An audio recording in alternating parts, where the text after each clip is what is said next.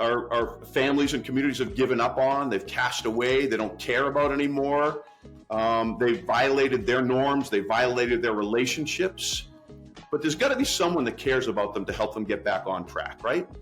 And I love being that guy. I love having the staff that we have in this facility to help people turn their lives around, to make them know that they matter and that we want the best for them. We'll discuss race and how it plays a factor and how we didn't even talk about this topic because we were afraid.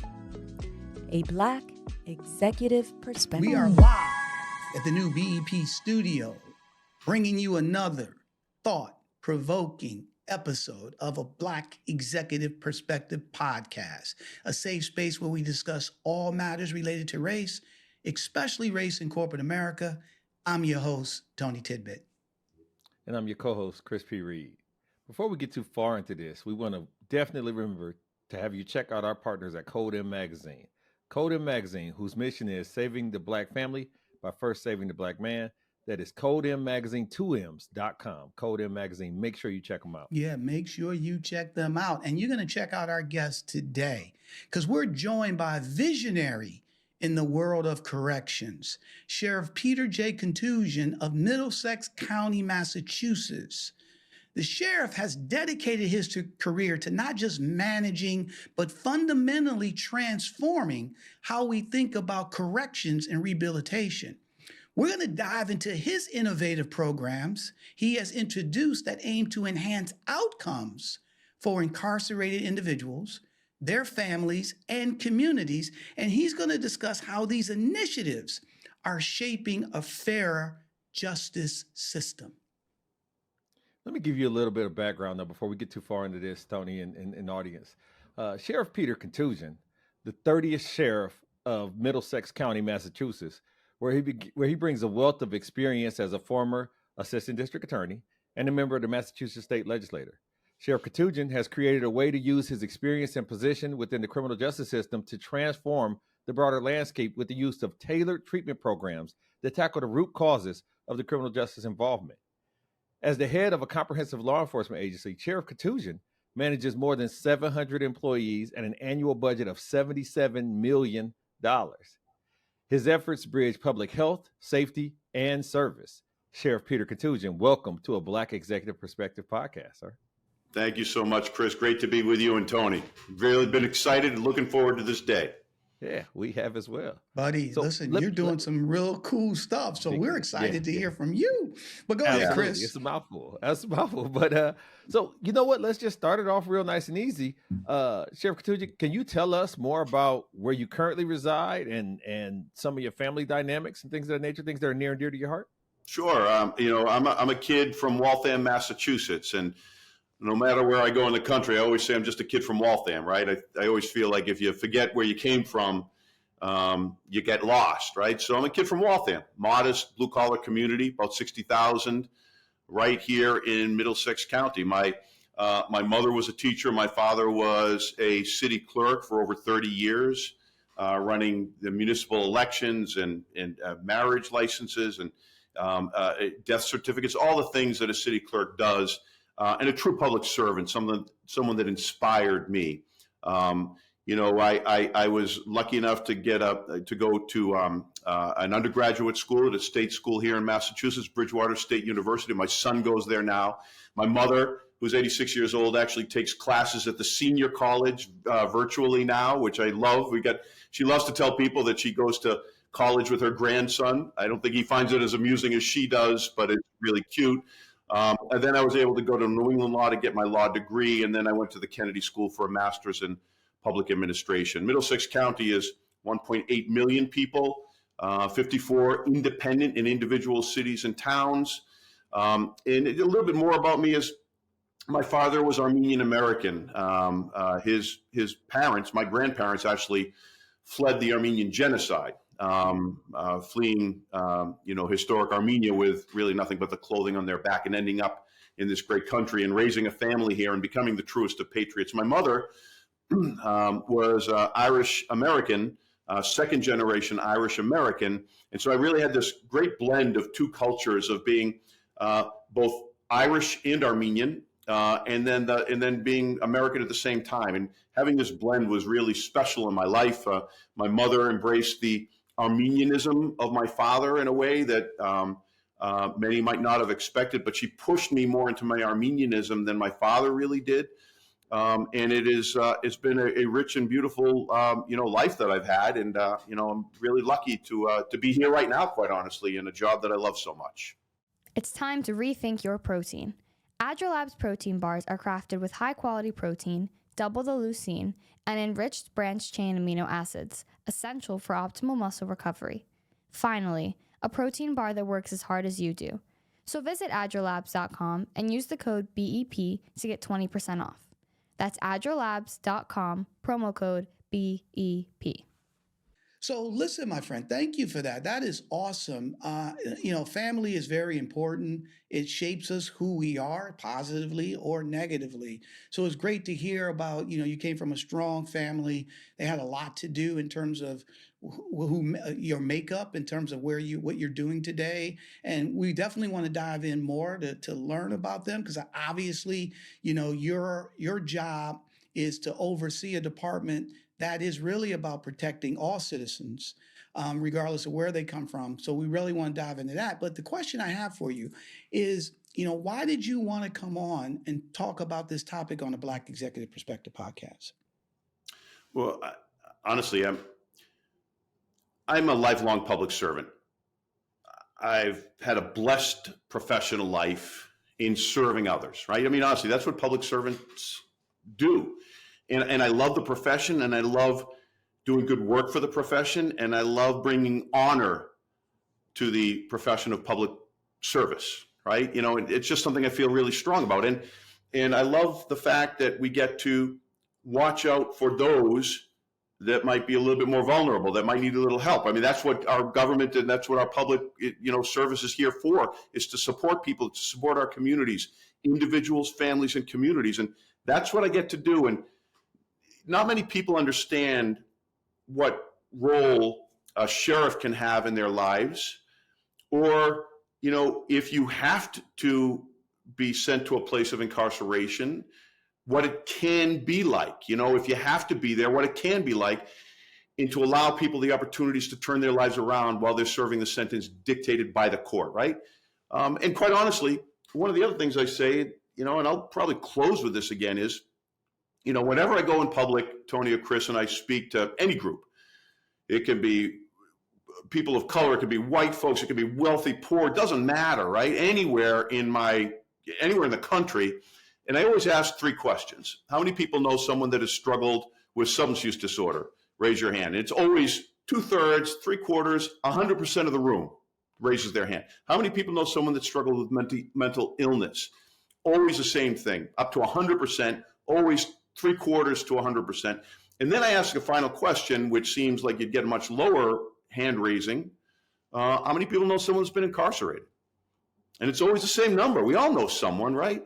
And I kind of get to the point that it's not those people, man. It's us. It's our people. It's our family and our friends and our neighbors and our cousins and our neighbors' kids that we're speaking about. And all of these people deserve the opportunity to be treated with dignity, respect, be given the tools to help turn their lives around, and be treated like they're a person, right? So that when they come back out, they're a more productive member of society. And that's, I never thought about becoming sheriff. It's not something I sought, right? As a matter of fact, when I was initially appointed by Governor Deval Patrick here, a great Black executive, by the way, great man, great governor. And he actually allowed me this opportunity. But when people first reached out and said, you should ask the governor for this initial appointment, I've now run 3 times. And I was thinking, man, why would I want to be sheriff? I don't really get that. That doesn't, why would I want to do that? And then I started looking into the job, because I never say never to anything, right? I started looking into it, and I said, man, what a great opportunity to serve the least of us, right? This is the way I also think about it, right? It's serving the least of us, the people that our families and communities have given up on, they've cast away, they don't care about anymore. They violated their norms, they violated their relationships, but there's got to be someone that cares about them to help them get back on track, right? And I love being that guy. I love having the staff that we have in this facility to help people turn their lives around, to make them know that they matter and that we want the best for them. People actually say to me, aren't you afraid when you go out in public? Because I go inside the facility pretty often. Aren't you afraid when you go into public that someone's going to recognize you? And my response is always like, I hope they do, because they know that I'm there trying to help them. And I love being able to see them in the community so that I can understand how they're doing and how what we've done has helped or maybe didn't help them enough, and how maybe we can do a better service while people are at our facility. Right, buddy. I mean, look, we at the beginning of the show, and you. I know, I'm all excited. And you, my man. I mean, how many cups of coffee did you have? Yeah, I'm talking about somebody that's very passionate. I love it, man. I feel it. So listen, I'm glad you're on, because to your point, and you said a few things there. You said a lot of stuff that not only resonate with me, I can see Chris's response, and also resonate with our audience. We all know somebody that's been incarcerated, right?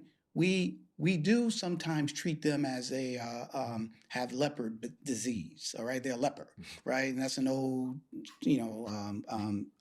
disease people used to have and put back in the olden days and put them in a cave, and nobody would go near them, right? And we do treat them that way. And then when they do come out, they don't have a chance, right? They're set up for failure, right? And then I think the other thing that you said, which is key.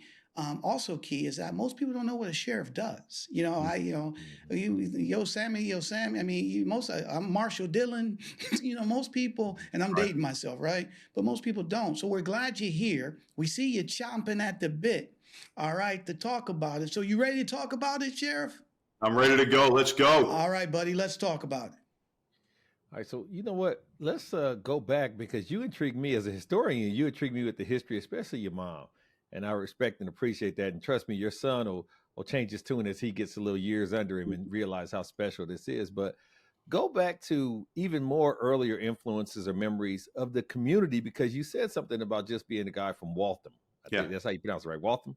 Waltham. So Waltham. Okay, there we go. See, I'm learning something today. So I'm expanding my horizons. But how did Waltham contribute to shaping the man that we have before us today? So, it was a blue collar community. It was a little bit of a tough community. Quite honestly, I grew up in the tougher part of the neighborhood, and my junior high school years were not easy ones. I'll just say that, right? I was the only kid with braces in my neighborhood in my junior high school. I was the only kid wearing that horrible headgear, the old headgear around the face, because my mom made me wear it to school. Okay. It was horrifying, and basically that was just asking for a beating right there, right? So those years were very difficult for me. And I think that for any executive, right, you always think about the dark times, the difficult times that put you through the ringer, that gave you that mettle, that gave you that grit, that you went through those dark times, you became stronger for that. And I think I did with that. But what was also great about Waltham was it was a very ethnic community, but it also took good care of people with disabilities. So, so since I was a kid, and even today, I still volunteer with for organizations that support people with intellectual and cognitive disabilities. Right, I still volunteer at shelters, serving on Thanksgiving and in other evenings of the year. These are service lessons that I just learned in my hometown. And the kind of nice thing, and I say this because I would grow up with people with disabilities, intellectual and cognitive disabilities, and they weren't those people. They were my friends. Right, I kind of grew up with them. And have soft spot in my heart for them, and I would still see them at events going, even today. And that was a special relationship that I realized I was really lucky to have growing up in my community.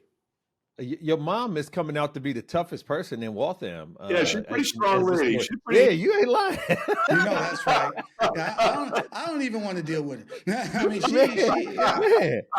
had it buttoned up, man. She was on the right track. But you had mentioned their professions earlier. How did their professions and her toughness and the community all included combine to create your perspective on community and public service? Yeah. So you mean their professions? My mom's and dad? Mm-hmm. Yeah, absolutely. They were public servants, right? That's what they did. When I grew up, I didn't know anything more than that, And my mom, as I said, was a teacher. Then she stayed at home for a period of time. Then she went back to teaching as my sister and I grew up a little bit. My dad stayed in municipal government in my hometown of Waltham, became this really well-known, especially statewide, as one of the finest clerks and civil servants in the state. So this is how I grew up, and I think they just gave me an appreciation of the value of that. Now, what I really appreciate is the fact that I kind of entered public service, and man, am I glad I did. Right? You know, like had I gone someplace else, maybe I would have come back. But for many people, what I try to instill upon them is the value of public service, the joy of public service. I don't get paid as well as some of my counterparts and my contemporaries or people with the same number of degrees or whatever it might be, right? I don't get paid as much as them. But man, have I loved my jobs. Once I figured it out, and part of the reason I actually started a unit for young adult offenders, right? Because I was that young adult that I wasn't an offender, but I didn't have my act together. You know, that age till about 26-year-old, the fuller maturation. I was that guy.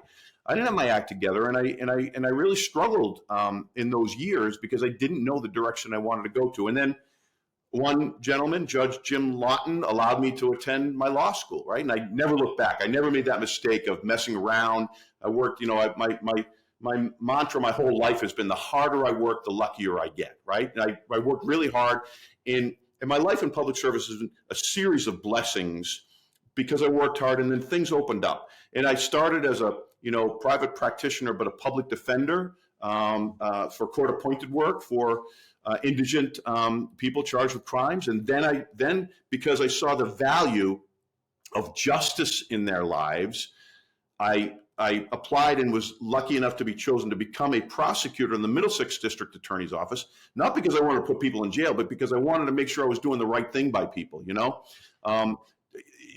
can do justice in that role, and I really found that a beautiful thing that I was able to do while protecting our communities at the same time. And then,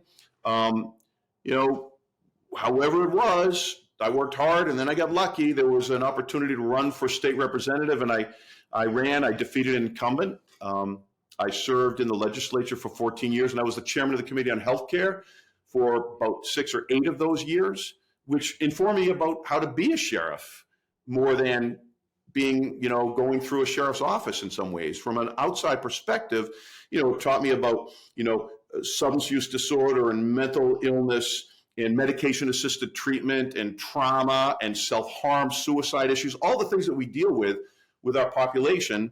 And then miraculously, this job opened up. So I have not been as paid well as some of my contemporaries, but the fact is I've loved my jobs, every single one of them. And I can't imagine being more fulfilled in my professional life or my personal life because of that as well. That is awesome, my friend.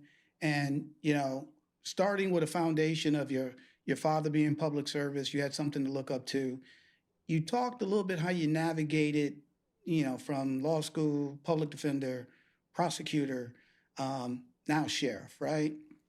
And then obviously, as you go through the system and being on all 3 sides, public defender, prosecutor, and then the sheriff, you've seen you've seen how people of color get caught up in the system. Yes. Okay. And look, at the end of the day, we have to hold everyone accountable for right and wrong. So that's not even the issue. But you've seen all 3 sides of that, right? So Yep. tell us a little bit in terms of what some of the things that you learned, because you were the former House Chair of Commissions to End Ratio and Ethnic Health Disparities, right? Yeah. So talk a little bit about some of the things through that journey within the system that you've learned about, what happens to people of color when they're in, and how tough it is for not just to get out, but to be successful as they come out. Yeah. So thank you for that question, Tony. Some of the proudest work I did is something that not many people noticed at the time necessarily, or even remember, quite honestly. Listen, I had a good friend in my legislative aide, Dan Delaney, who was a man of color. I still consider him one of my closest friends, right? And it was through Dan that I got to see the world through the eyes of a Black man, honestly, right? And to understand this, driving while Black was a real thing, and all these things that you hear about. I was educated. I was lucky enough to be educated by a man with some experience, some knowledge, and a lot of intellect. Great man. And so as we began to explore the world of healthcare when I was chairman of that committee, we came to realize something that was really obvious, that people of color, they died earlier, they suffered more disease, premature mortality from births are like, 5, 10, 15 times higher than the white community. Cancers, heart conditions, all these things that were that communities of color and poor communities struggled with, and no one seemed to care. This is what really bothered me, right? If it was happening to the Irish community or the Armenian community or the Italian community or the Jewish community, there'd be a hue and cry, right? This is the injustice of this is wrong, and we need to fix this. But because it was happening in the black and brown community, no one, not that they didn't care, but there was no one doing something. What was even worse was there was no one calling for a real study of it, right? You had academic studies here and there. So I remember speaking with Dan, and we had the idea that I should ask the Speaker of the House to consider establishing a commission to study racial and racial and ethnic minority health disparities, right? And it was a conservative speaker, right? Democrat, conservative speaker, and he wasn't interested. Now, I don't think it was because it was a race issue. I think it was because he's thinking it's going to cost a lot of money. We're going to open up a Pandora's box. It's going to cost a lot of money. So, the motivations may not have been perfect, but they weren't the wrong motivations, right? Right. And Can you stop right there for a second? Because I want you to finish, but you make a good point here, and I want to dive into that, right? Because at the end of the day, and don't lose your train of thought, because I want to go there, right? However, we got to also be honest. Because a lot of times, even though people are running for public service or they're in public service, right? And they get their job by getting elected. All right. So if there's certain issues that they don't feel is going to help them, or they don't feel they have a whole wave of support behind them to jump on it, that's going to help them get that wave of that re-election. It doesn't mean that I don't believe in it. It's like, I'm trying to keep my job too. So talk a little and then finish your story. Yeah. So, I mean, listen, he cared about people, right? That wasn't the issue, right? Right. And so I went at him the first time and he wasn't particularly interested. I went at him a second time. He wasn't particularly interested. I went at him a third time and he said, well, I'm concerned about this. I said, amen. Hallelujah. I got an opening here, right? And so I changed some of the language, and we worked it. Now, understand, this was not a powerful community that was demanding this. This was just Peter Koutoujian, as you're saying, right? This is one you. man, one man, exactly. that believed in it, understood it, and knew it was important, right? Exactly. That's all it was one person that cared enough, to fight for a community that wasn't really being, considered valued or paid attention to, I guess. And we're suffering for that, right? So I went out. And by the way, this is a lesson for anyone that's advocating. Advocate. Go at it. And if you said no, that's not the end of it, man. You got to go back again and you go back again. If you believe in it, go back. Now, you don't have to cause trouble. You don't have to cause terror. You don't have to be a jerk, right? But go and advocate again. Don't take no for an answer. If it's the right thing to do, you should go back again. And if they say no after 10 times, maybe maybe there's only so much you can do. But the fact is, don't stop. And I went back 3 or 4 times, and the speaker said, okay, let's do it. And we created this study that we had. I'm telling you, man, we had hearings across the state. We had probably about 50 people on the commission. We heard from experts around the state and around the country. We issued a report in 2007 which was remarkable in its establishment of the data of what's happening in communities of color and ethnic communities, and the barriers and the insurance issues and so many, in their living conditions and where they live. Do they live in parts of town that are closer to the highways, and you got particulate matter that are affecting their, all these things, the issue of healthy eating. I mean, we went into all that stuff. That was amazing. We did it. The sad thing though, Tony and Chris, is no one really cared. The study was published. I was really proud, and no one did much about it because, quite honestly, a lot needed to be done about it. Now, the saddest part of this is that 25 years later, or what, almost, now, there's a new commission to study racial and ethnic minority health disparities. I'm like, guys, just look, my report, it's as valuable and important today as it was back then. You don't need to go restudy it, just do something about it. And that's what I feel frustrated about, is that people aren't stepping up and doing something about it in a way that would matter to communities. Right.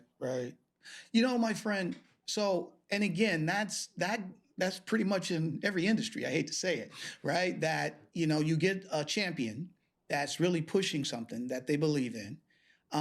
They see certain inequities, things that could be fixed. We finally convinced the powers to be to jump into it and let's do it. And then they finally say, okay, you know what, let's do it. And then when you get there and you get all the information, it ends up sitting and nobody never does anything. And That's 20 right. years later, you still got the same problem, right? Same thing. So based on that, my friend, knowing that you cared about your community, right? And knowing that this was an issue that you champion and push, and yes, you got them to do it, but not a lot of things came out of it. But you didn't stop. So talk a little bit more about the things that you went on that you could control, that you could do to make a difference. Yeah. So, listen, we did things that impact the community. We do things that impact the incarcerated population.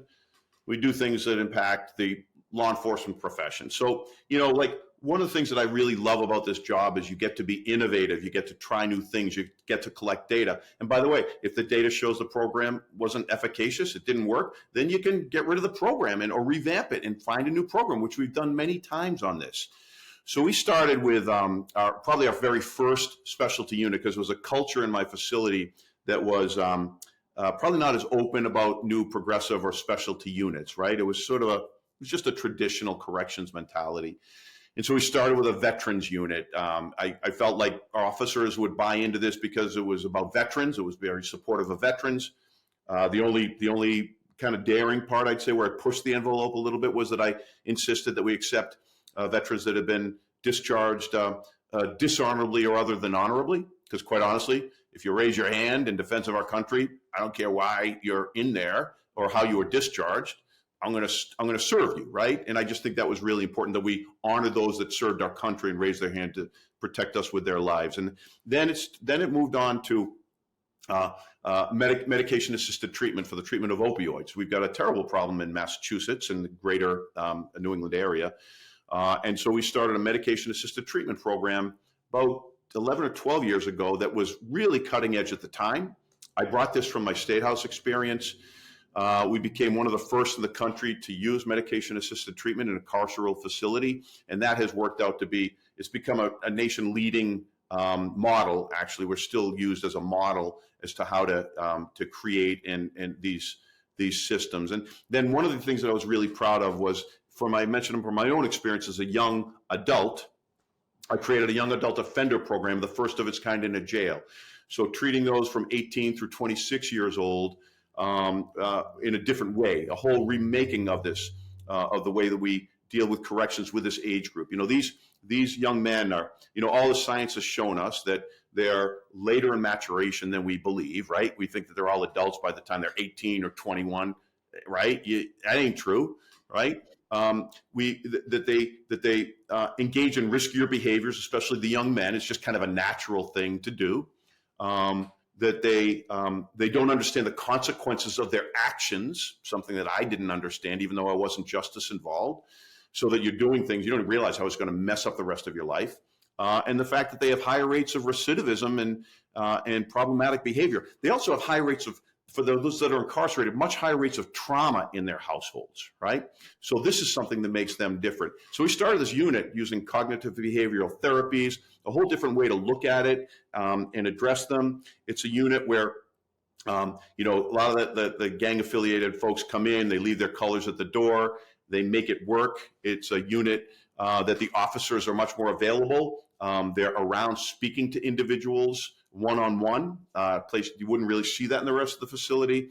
And the recidivism rate is remarkably low for this age group. I think it's around 15%. So 85% don't recidivate. And that just has led to more and more, whether it's our women's pre-release, our family support services program, which was really, I'm really proud of, because one of the things is we're so focused on the person that's incarcerated, right? Getting them better. We think about them a lot.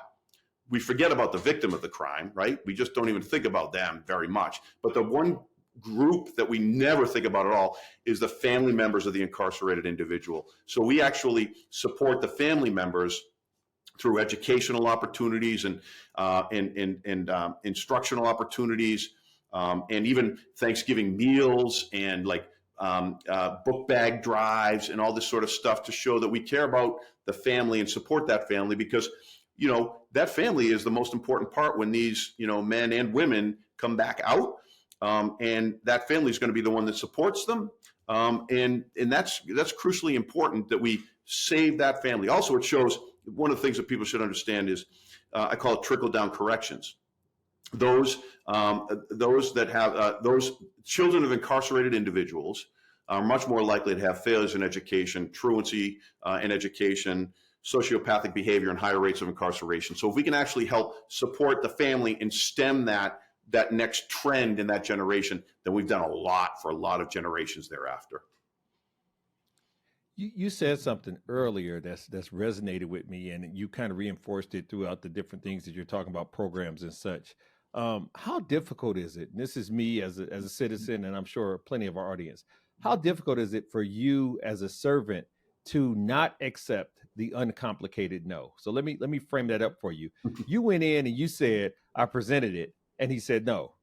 And then you said something that threw me off, which is I represented it. And he said no. And I represented. So because the no was just a simple no, and it wasn't no because of this reason, that reason, this reason, that reason, you were like, okay, I'm not just going to give up and go away quietly. Right, First of all, I salute you for that. That's stick-to-itiveness. Hold on, buddy. But Let's also, give him a how round of difficult is applause. that, and how common is that? So, you got some noise there, Tony, you're going to play? I was giving you a round of applause, but Okay, thank you. it's all good. But go ahead and do your thing, buddy. Listen, I just if people don't advocate for others, then who's going to advocate for them, right? I've just seen too many people that are supposed to be leading on an issue, and then they're told no, and they just quietly go away. Yeah. And there's nothing more offensive to me than that. If it's a good idea, then you got to go fight for it. And you don't have to be a jerk about it. You don't have to be antagonistic or get into fights with people, but at least go back a few more times. And I was able to show him that, it was important. It would serve our communities, including his community. And there was not going to be a money component to this. And if he was worried, like, oh, we're going to have to find this and it's going to cost this much more in our system, not to worry about that. And I knew he was a good man, right?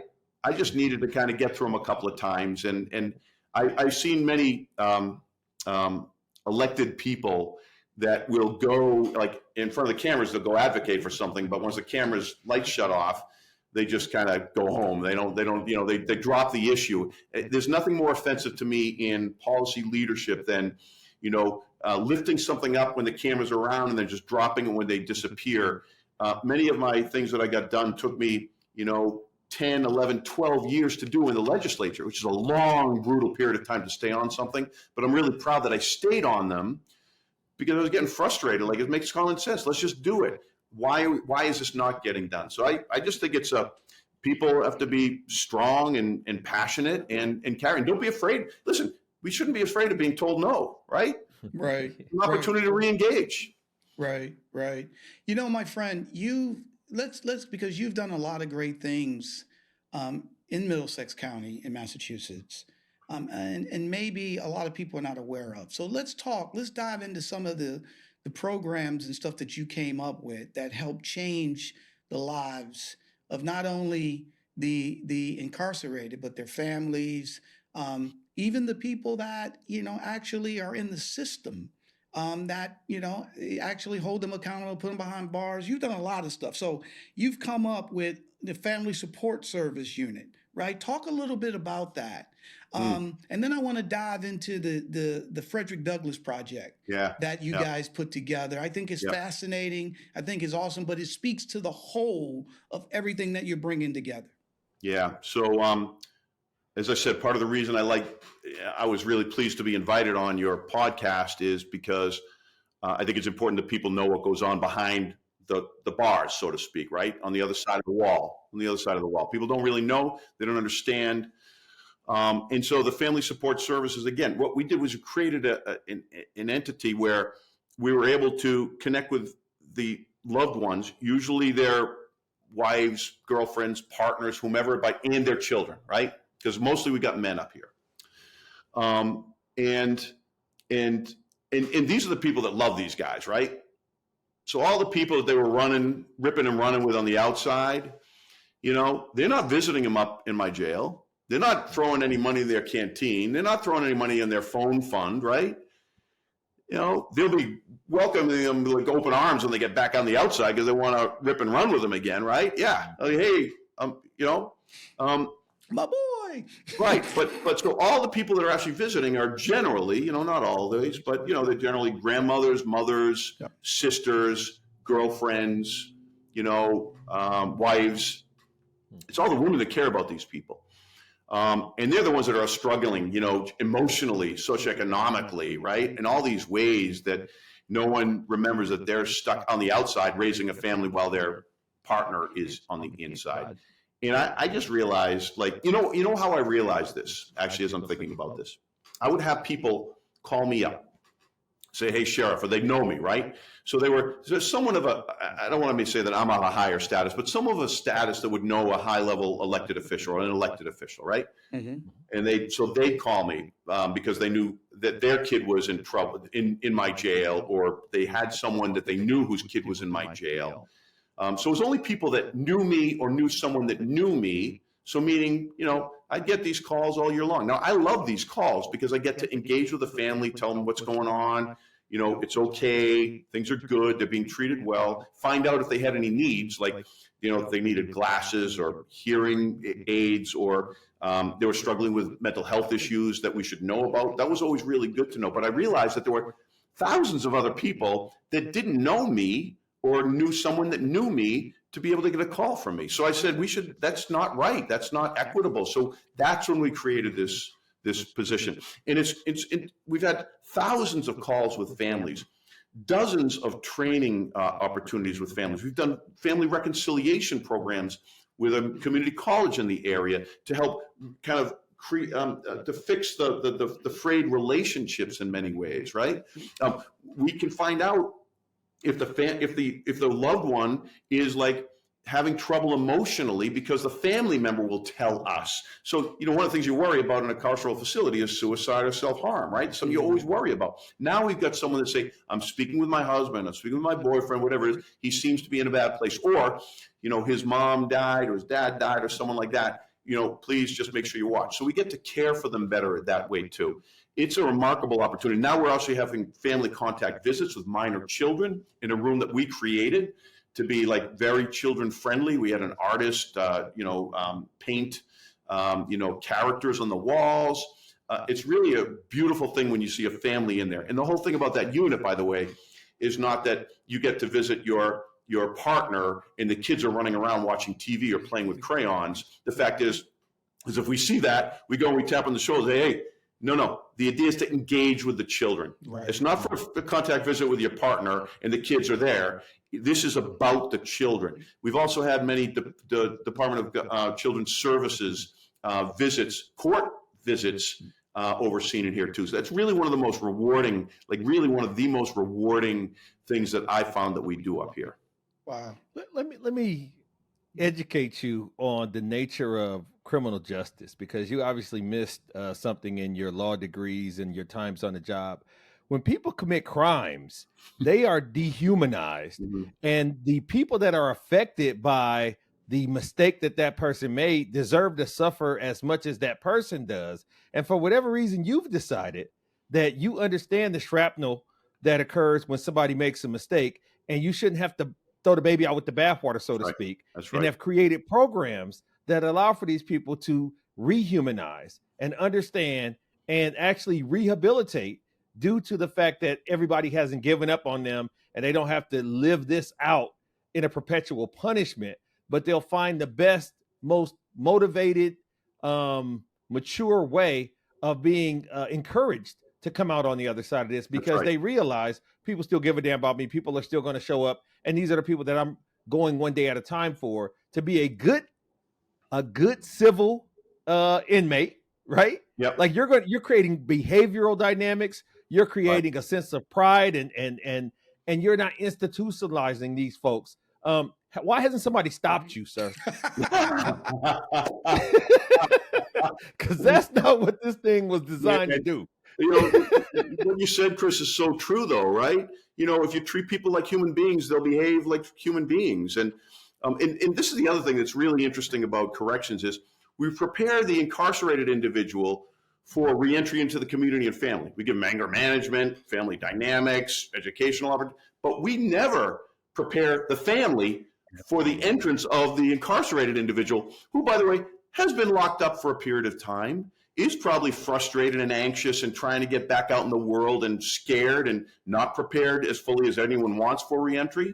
And so we prepare that person for the reentry, but we don't prepare the family to say, hey, this is what they're going to be like. This is how it's going to be. This is how to help them, almost creating a support service volunteer on the outside.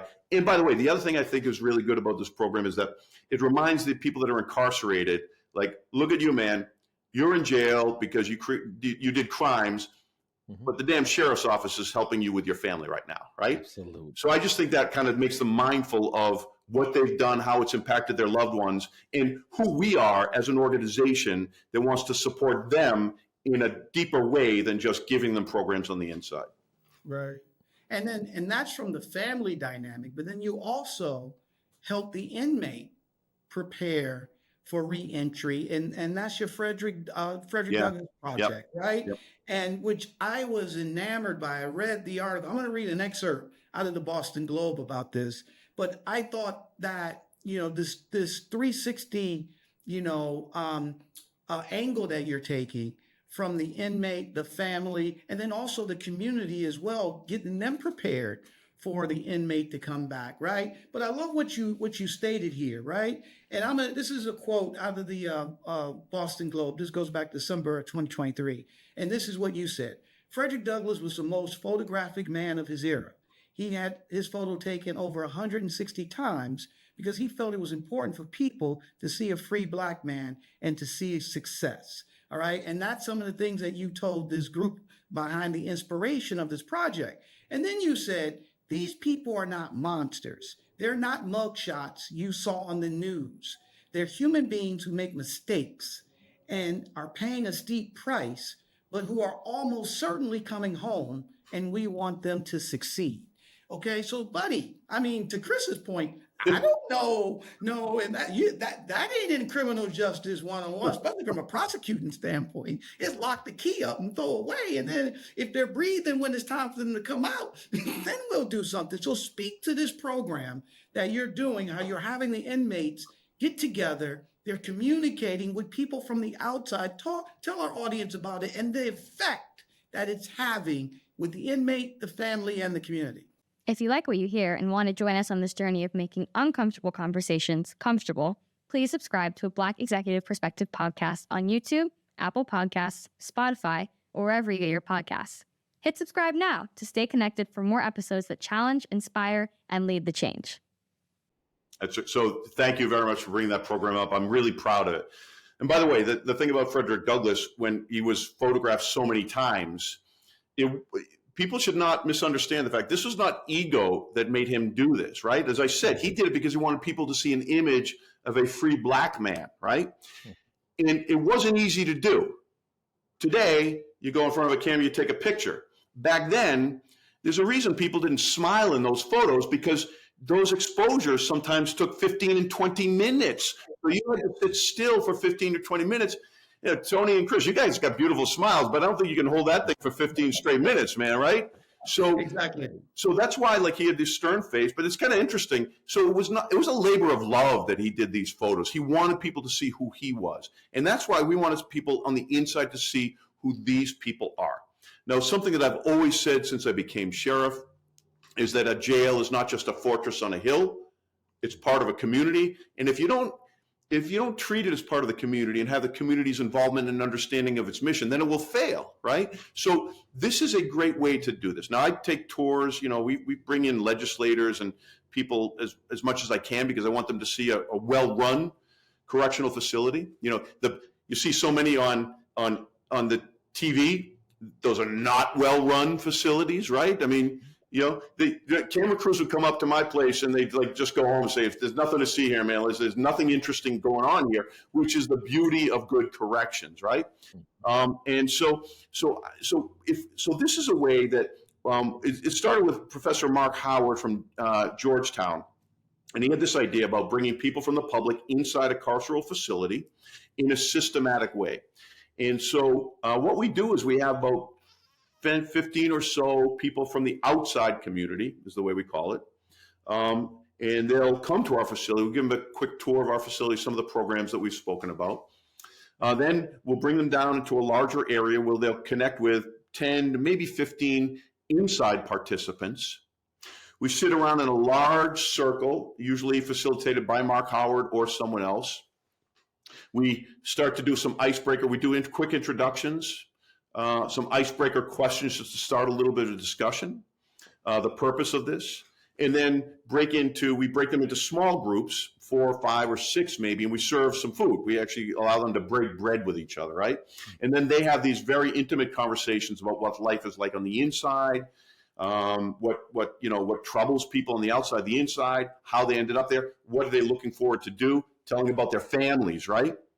And then you come back into the larger group, and now you share those experiences in the larger group. And then the outside participants gather and go home. The inside participants go back to their units. This is a remarkable program, and it has brought so much humanity to what we do. So for the people on the outside, it gives them an understanding that the people on the inside are really not that much different. They had a really bad problem with drugs or a really significant mental health issue, or it was a really bad day, right? Or it was or sometimes, honestly, there's people with a history of criminal behaviors too, right? And for the people on the inside, it's really important because they get to understand that the people on the outside actually care about them. Like, I didn't realize the impact it had on them as much until we started the program. They say, oh, someone cares about me. I feel like I matter again. And this has brought an understanding. Like, we had people come to our facility that had looks on their faces like they smelled something bad. Like they were immediately knew that they were going to be unimpressed. They were going to be angry at the way that incarcerated people were being treated, or the programming or the facility. They had this look on their face like they were preparing to be mad. And maybe that's why they wanted to come in, so they could just see how mad they should be about what's going on inside. And then as they left, coming out with big smiles on their faces, writing an email to me the very next day. And then we've done work with some of these organizations to better the lives of the people inside too. A miraculous program that was brought to us by Mark Howard, making a difference in a significant way. And it's really good for community, but it's good for that inside community as well. With such a significant philosophical and psychological shift, as we talked about, people have thoughts about the system and how people are when they're in there and who's in there and things of that nature.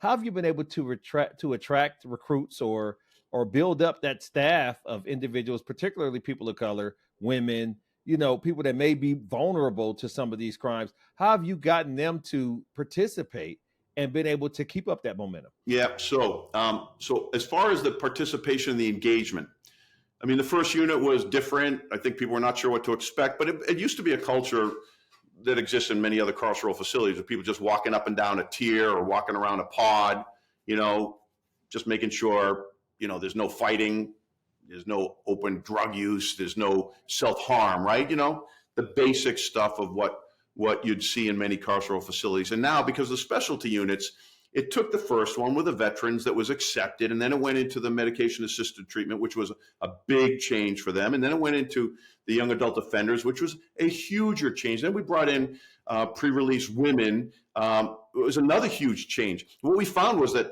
with each new program we brought in, because people started seeing, oh, there's something that's something more rewarding, maybe more interesting about doing this work, more engaging, and so they started actually signing up for more and more of the training to do the newer units. And as far as the representation, yeah, you want the community, the inside community and the outside community and our staff to be basically representative of each other, right? You can't have, one race inside and one race outside or vice versa. You got to have it so it's reflective. So, in our most current basic training academy, we had 43% were white, 22% were black, 22% were Hispanic. And that basically mimics what's going on in our communities at the same time. And by the way, it's really important that you have women inside in these roles too, because they're in many ways better, or at least as good as some of the best men in managing the population. Not physically necessarily, but using their brains, using communication skills, and they're an important part of making a unit successful. When I started, the women were really in the mail room. They were watching the monitors. They were on the outside stuff. And because of that too, by the way, they couldn't get promotions to sergeants or lieutenants because they weren't experienced in the operational side. So when you're looking for an operational sergeant, they had no experience in that, and you couldn't do anything to judge to say, I think they'd be good in here, because it would be a brand new step. So now we've got more women stepping up. Our latest classes have been more diverse than ever before. You know what I really love is we've got more people from outside of the country. The languages being spoken from Africa and South America and Central America are stunningly varied right now. So, it's that variance, and now they're getting a little bit older too, which brings in a lot of maturation and a lot of better behavior as well. Buddy, I got to give it to you. You've put together something that's special. I would imagine that you're touching and affecting positively a lot of lives on all sides of the triangle. And so we're so happy that you came on to share, because more people need to know this. Back to Chris's point, at the end of the day, words paint pictures. And when you think of criminal justice and you think of a sheriff, or you think of, prosecutors or convicts, you think of all the negative things, right? And let's be fair, rightfully so in some areas. Yep. But to be honest, right, for you to have vision, and that's where we kicked this episode off, for you to be a visionary, to, play chess, not checkers, and recognize by doing this, because I would imagine there's a backlash as well. Why are we spending money on these people? Blah, blah, blah, blah, blah. But you're seeing it as an opportunity to not only affect the inmate, but affect the community, because these people are going to come home. And then more importantly, I think you said it earlier, the return rate is low. So now they're going to become, productive citizens. And even when I read the article about the Frederick Douglass Project and the group of individuals that you talked about, how the community, people from the community and the inmates all sat together, I believe one of the people from the community said, hey, I'm open to giving this guy a job Right. when he comes out, right? Because they were able to break bread and build those relationships. So final thoughts, my friend, what do you want to leave with the audience in terms of what you're doing and what you want them to know, and more importantly, what action they can take? So, two things. One, I want them to remember the humanity of the people about whom we speak. As we said, some of them are troubled. Some of them are, not great people, right? We have to acknowledge that there's a lot of people that aren't great people there too, right? I mean, I speak about them in this way because I should speak about them in the way that I do, but there's a lot of tough people out there that really struggle, right? But they deserve the opportunity to be treated with dignity. I mean, it's not my job to punish them. I'm just supposed to hold them and hopefully prepare them to be better, right? And that's my job. And then secondly, the corrections professionals, right? You got corrections officers and case managers and nurses and mental health professionals that care for these people on the inside And that's a really tough job, right? So one thing I always say, I always call the corrections professionals the silent guardians of public safety. No one really knows who they are, what they do. They know how to say thank you to a police officer, maybe if they want to, or a firefighter or things like that, but they don't know what a CO does. They don't know who they are. So if people get to either, if they know a corrections officer or a professional, or they meet one, just to say thank you for their service, because I think it's a really tough job, but it's a really noble profession at the same time. Man, well, that's, it's been a lot today. I think it's been very beneficial for myself personally, definitely my audience or our audience. One of the things that I want to congratulate and thank you for joining us today. Thank you for imparting that wisdom. And thank you for, as a civil servant, understanding that these people are your people. And so, you really do embody that and exemplify that. And that's a great way to do your job and make this a better situation for everyone going forward. I'm sure you'll never know the families that you've impacted positively. It's just numerous at this point in time, but that you're doing it for the right reasons, not for the numbers, right? It's not Right. for a spreadsheet. That's right. And I appreciate that. And I want to thank you, Sheriff Peter Koutoujian, for coming on and sharing that with our audience. Thank you, Chris. Thank you, Tony. No problem. Buddy, you killed it. You're awesome. And you know what? The other lesson, don't take no for an answer. Don't take no Man. for All right? Keep moving forward. You believe in it, make it happen. So Got that from his listen, mama. I want you to stay right there because you're going to help us with our call to action. I think it's now time for what? Tony's Tidbit. So now it's time for Tony's Tidbit. And the tidbit today is reform goes beyond changing systems. It's about transforming lives. By shifting our perspective on justice, we begin the real work of correction, empowering individual through understanding and redefining corrections to foster community growth. And you heard that today from our brother, Sheriff Peter Koutoujian. I mean, look, this brother, my man, I love you a lot. And if anything a Black Executive Perspective podcast can do for you, you don't hesitate. Okay? All you do is just let us know. We got your back because we need more sheriffs like you in this system. Now, I could imagine there's other people doing stuff as well. Yeah. But my point is, those are the things that make a difference. And back to Chris's point, you probably have no clue.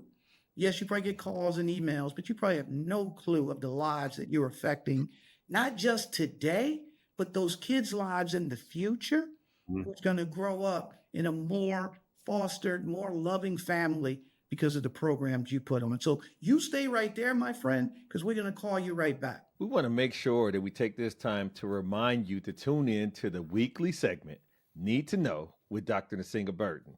A Black Executive Perspective podcast is where Dr. Burton dives into timely and crucial topics that shape our community and the world, in fact. She's multi-hyphenated, so deep, so broad, so talented, and so full of energy. You have to tune into this. You don't want to miss it. She'll explore so many things that matter, and I guarantee you'll love it. Absolutely. And listen, she kills it. But more importantly, I hope you enjoyed today's episode, Beyond Bars, a new vision for corrections with Sheriff Peter Koutoujian. We definitely want to make sure, as usual, we take this time to remind you of our call to action, LESS, L-E-S-S. The L stands for learn. Educate yourself, as I have today, on racial and cultural nuances and the ability to be visionary in these areas and make sure that you impact your community positively. Absolutely, because our goal is to decrease all forms of racism. So that's why this call to action is very important. So after you learn, you have the letter E. Since you now learned and become more enlightened, now you should have more empathy for your fellow colleague and friend. Going back to what Peter talked about, understanding once you get to meet individuals, now you can see their point of view. And S is to share your insights and to enlighten others. Something that we've done today, something that I find really interesting. I love learning about this stuff. I love being enlightened. So share your insights to enlighten others. Absolutely. And the final S is stop. We want to stop all forms of discrimination as it comes up in our path. So if Grandpa says something that's inappropriate at the Thanksgiving table, you say, Grandpa, we don't believe in that, and you stop it right there. And if everyone, and this is something that Chris and I, we know for a fact, this is the incorporating less is in everyone's control. So if everyone incorporates less, LESS, we'll build a more fair, more understanding world, and we'll be able to see the change that we want to see, because less will become more. And can I say one? I was going to say less is more, Tony. Less is more, right? Let's all do less to do more. Buddy, that's why you on a Black Executive Perspective podcast. Right, because you fall right within less. You know, once again, thank you, sir. We were blessed with your presence. We want to make sure that everyone in earshot goes to the website, signs up for the newsletter, keep reaching out to us, review, subscribe, listen to us wherever you get your podcasts. Make sure that you're giving us information that we can take back and grow as a community. Absolutely. And you can follow a Black Executive Perspective podcast on all our socials: X, TikTok, YouTube, LinkedIn, and Facebook at A Black Exec. For our fabulous guests, Sheriff Peter Koutoujian from the Middlesex County, Massachusetts, we want to thank him. For the co-host with the most, Chris P. Reed, I'm Tony Tidbit. We talked about it. We learned about it. We love you. And guess what? We're out. A Black Executive Perspective.